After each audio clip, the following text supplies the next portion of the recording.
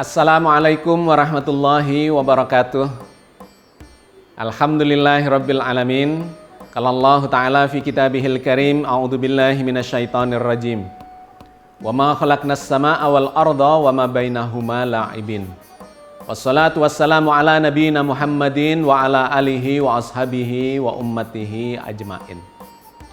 Sahabat sekalian, alhamdulillah kita berada di episode yang ke-19 dari perjalanan ekspedisi Sungai Nil. Hari ini kita memasuki puasa kita yang ke-19. Mudah-mudahan seluruh rangkaian ibadah yang sudah kita jalani selama 18 hari ini mendapatkan ridho dari Allah Subhanahu wa Ta'ala dan menjadi berkah kita di dunia wal akhirah. Amin ya rabbal alamin. Sahabat sekalian, kita masih mengeksplorasi nekropolis, yaitu kota pekuburan yang terbesar di dunia yang ada di kota atau ada di negeri Mesir. Di zamannya Mesir kuno tetapi ditinggalkan sampai hari ini. Sebuah kota pekuburan yang bentangannya puluhan kilometer, kurang lebih sekitar 40 kilometer, mulai dari kawasan di selatan, kawasan Dahsur, sampai di kawasan utara yaitu Giza. Di sanalah kita menemukan berbagai macam situs yang luar biasa dari era Old Kingdom, di mana yang ditinggalkan itu kebanyakan adalah bangunan-bangunan makam dengan segala macam bentuknya, mulai dari makam yang paling sederhana, mastaba, kemudian ada di dalam goa-goa, sampai kepada bentuk yang besar sekali, yang sangat fenomenal, yang kita kenal sebagai bentukan piramida. Sahabat sekalian, kita sudah melakukan kajiannya di kawasan Saqqara dan kawasan Dahsur. Hari ini kita bergeser lebih ke utara lagi, yaitu ke kawasan Giza.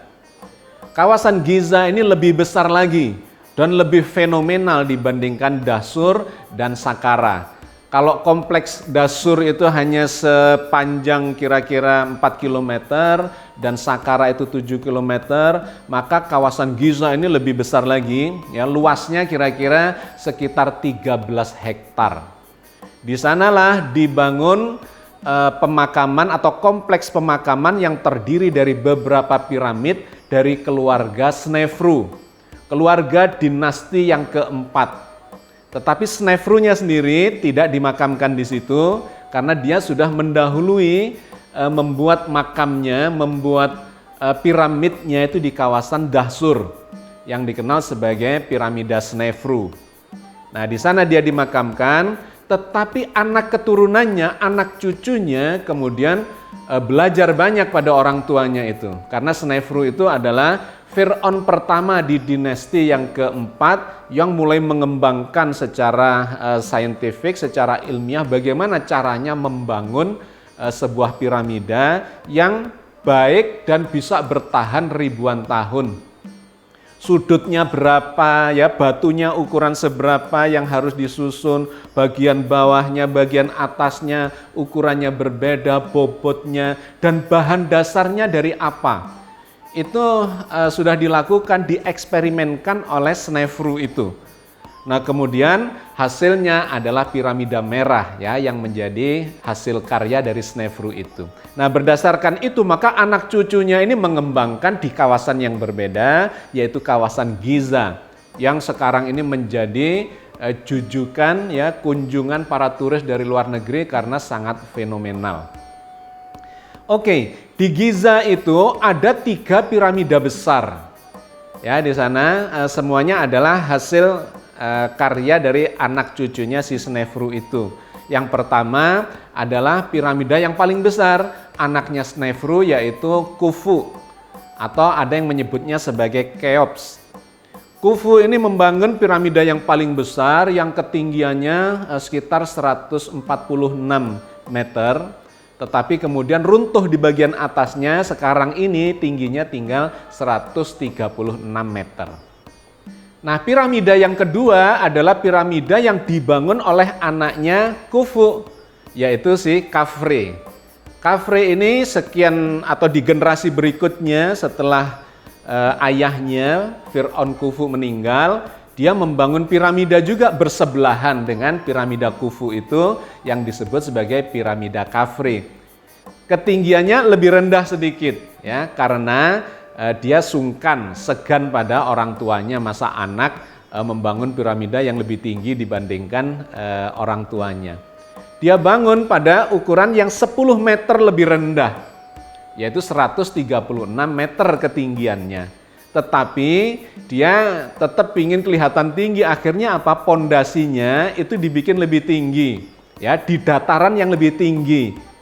Meskipun ukuran piramida yang dia bangun itu sedikit lebih rendah, tapi karena di atas dataran yang lebih tinggi, maka kelihatannya tetap lebih tinggi ya dibandingkan dari piramida Khufu.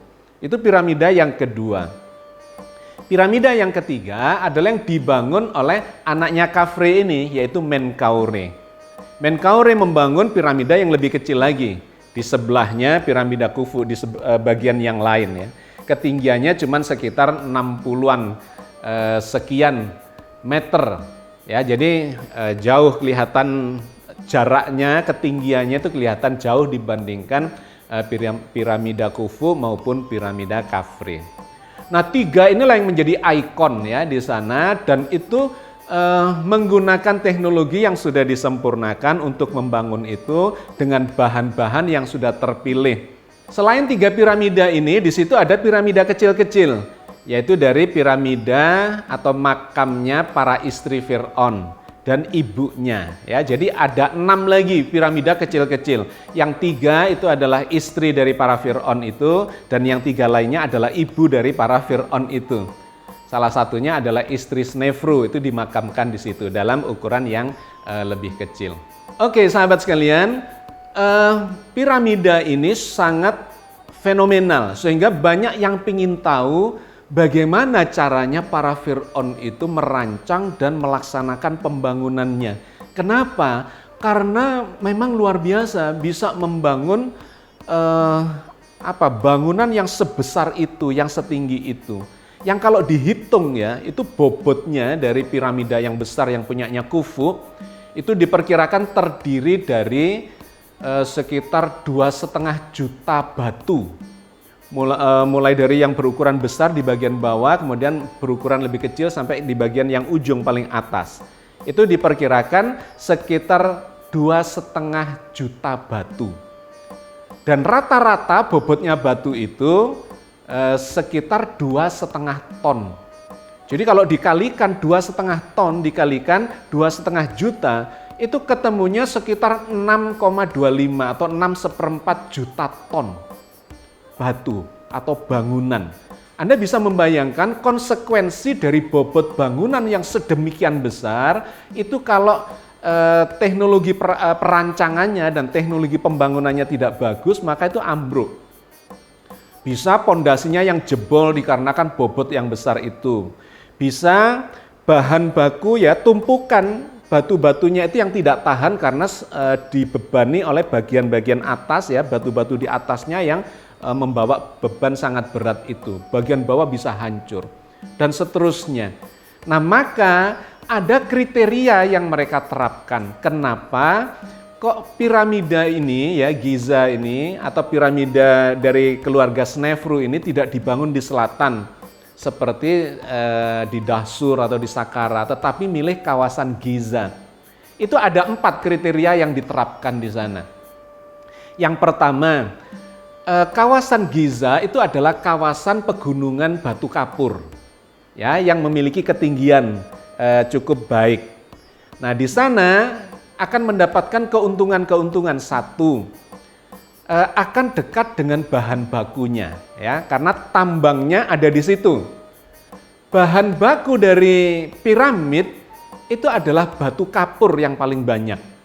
Jadi bukan tanah liat yang dibakar, ya. Ada di forum kita yang berpendapat bahwa piramida Giza ya yang dibangun oleh Fir'aun itu adalah piramida yang dibangun dengan tanah liat yang dibakar. Karena dia merujuk kepada satu ayat di dalam Al-Quran di mana Fir'aun Ramses II waktu itu memerintahkan kepada salah satu staf ahlinya namanya Haman untuk membuat bangunan yang tinggi Yang Fir'aun itu bisa katanya ayat itu atau di ayat yang lain juga diceritakan pingin melihat Tuhannya Nabi Musa dan pingin membuktikan bahwa Nabi Musa itu adalah pembohong atau pendusta.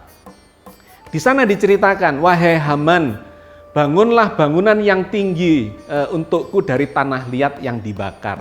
Wa qala Fir'aunu ya ayyuhal mala'u ma alimtu lakum min ilahin ghairi fa'aukid li ya Haman alatin faja'al li sarhal la'alli atali'u ila ilahi Musa wa inni la adhunnuhu minal kadhibin. Dan berkata Fir'aun, wahai pembesar kaumku, aku tidak mengetahui Tuhan bagimu selain aku.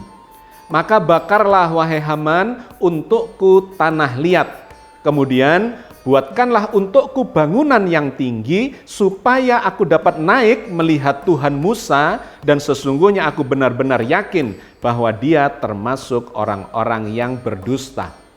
Nah, berdasar ayat ini ada yang membangun kesimpulan bahwa katanya piramid itu dibikin dari tanah liat oleh Fir'aun melalui Haman, ya, pembesarnya atau staf ahlinya itu. Setelah saya telusuri tidak tepat itu kesimpulan yang semacam itu. Kenapa? Satu, kalau kita langsung melihat ke lapangan, kita tahu persis bahwa Giza, ya, piramida Giza itu tidak terbuat dari tanah liat.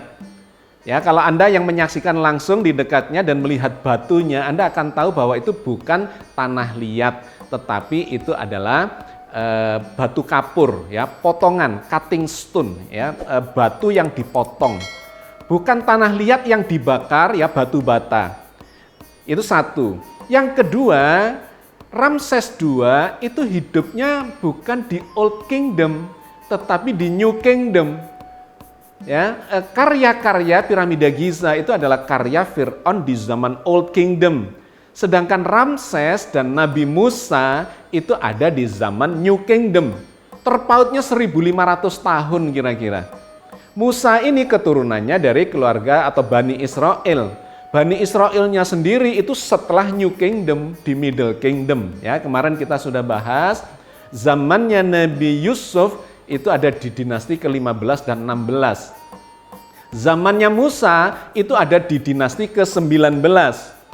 Zamannya piramid Giza ini ada di dinasti keempat, jadi jauh sekali, 1500 tahun, ya, jaraknya. Jadi tidak cocok. Maka kalau kita mau menelusuri bangunan apa yang dibangun oleh Ramses dengan menggunakan batu bata atau tanah liat yang dibakar, kita melihatnya bukan di zaman Old Kingdom, tetapi di zaman New Kingdom. Dan kita sudah pernah membahas ini, yaitu ketika berbicara tentang kuil Karnak dan kuil Luxor. Nah, kuil Karnak dan kuil Luxor itulah yang sangat kelihatan bahwa dibangunnya dari batu bata. Kemudian dilapisi juga dengan tanah liat yang kering yang kemudian digurat dan diukir atau dikasih tulisan dan relief dan sebagainya. Itu adalah kuil Luxor dan kuil Karnak yang memang itu menjadi salah satu karya dari Ramses II. Apalagi kalau kita kaitkan dengan ayat ini yang mengatakan Fir'aun pingin melihat Tuhannya Nabi Musa. Itu pasti bukan di piramid. Kenapa? Karena piramid itu adalah makam. Kalau pingin melihat Tuhannya Nabi Musa, maka itu di dalam konteks peribadatan, artinya rumah ibadah, yaitu kuil. Ya, jadi dengan berbagai argumentasi ini, maka sesungguhnya kesimpulannya mengarah kepada kuil Karnak dan kuil Luxor yang faktanya memang dibangun dari batu bata dan tanah liat yang dibakar, dan kuil itu sebagai tempat peribadatan untuk persembahan dan sebagainya, interaksi dengan Tuhannya. Sedangkan piramida Giza itu adalah makam, ya, jadi nggak cocok. Apalagi dilihat di lokasi itu ternyata batu yang menjadi bahan dasar dari piramida Giza itu bukan tanah liat, bukan batu bata. Jadi kriteria yang pertama, kenapa itu dibangun di Giza? Karena dekat dengan tambangnya. Di situ adalah pegunungan kapur yang kemudian dipotong-potong, ukuran batunya berbeda-beda. Untuk pondasinya itu ukurannya yang lebih besar. 2,5 meter kali 1,5 meter kali 1 meter. Bobotnya satu batu itu bisa 6,5 sampai 10 ton, yaitu satu batu. Nah, lebih ke atasnya lagi ya, kalau pondasinya ukuran besar, maka bagian atasnya itu semakin kecil batunya. Nah, ukurannya yang di atasnya itu rata-rata sekitar 1 meter kali 1 meter kali 1,5 meter. Bobotnya cuma sekitar 1,3 ton. Nah, dengan cara itu mereka membangun ya, semakin mengerucut ke atas, membentuk piramidal itu. Sampai pada ketinggian 146 untuk piramida yang terbesar, yang karya Khufu itu. Kemudian kriteria yang kedua, kenapa dibangun di Giza? Dikarenakan itu adalah pegunungan kapur. Ada tambangnya batu kapur dan kemudian ditempatkannya di pondasi gunung kapur. Dengan berat jenis yang sama, maka itu menjadi lebih sederhana dari sisi konstruksi. Karena kalau misalnya nih gampangannya, tanahnya lembek, terus bahannya kuat dari batu yang bobotnya berat, maka kalau dipasang di situ pasti akan ambles. Nah, dia sudah memperhitungkan itu, bahan bakunya adalah batu kapur yang dipotong tapi juga ditumpangkan di gunung kapur. Sehingga dengan berat jenis yang sama, perhitungan secara konstruksinya menjadi lebih sederhana. Ya, pasti daya dukungnya kuat untuk menahan batu yang jumlahnya sampai hampir 6,5 juta ton itu. Itu yang kedua. Yang ketiga, ini adalah dataran tinggi. Tidak jauh dari Sungai Nil yang suka banjir. Sehingga dengan ditempatkan di dataran yang tinggi itu tidak akan terkena banjir dari Sungai Nil yang memang setiap tahun, hampir setiap tahun selalu meluap menyebabkan banjir.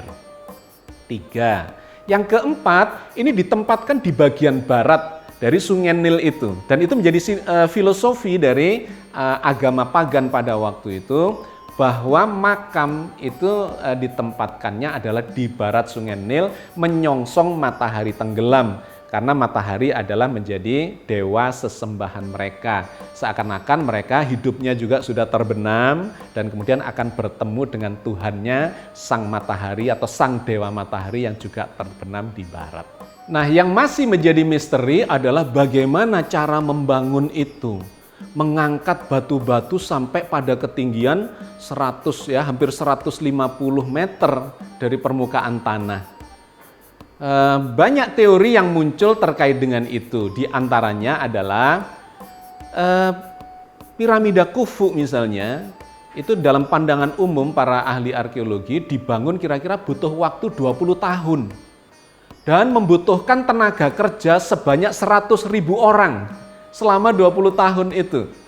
Kemudian membutuhkan ternak atau sapi ya untuk menggeret batu itu naik ke atas. Di sekitar bangunan itu dibikinlah trek ya, dibikin jalan yang melingkari naik ke atas begitu dalam teori yang pertama. Sehingga batu itu digeret oleh katakanlah 2 sapi, kemudian sesuai dengan ketinggiannya sampai di mana kemudian baru dipindahkan ke sana.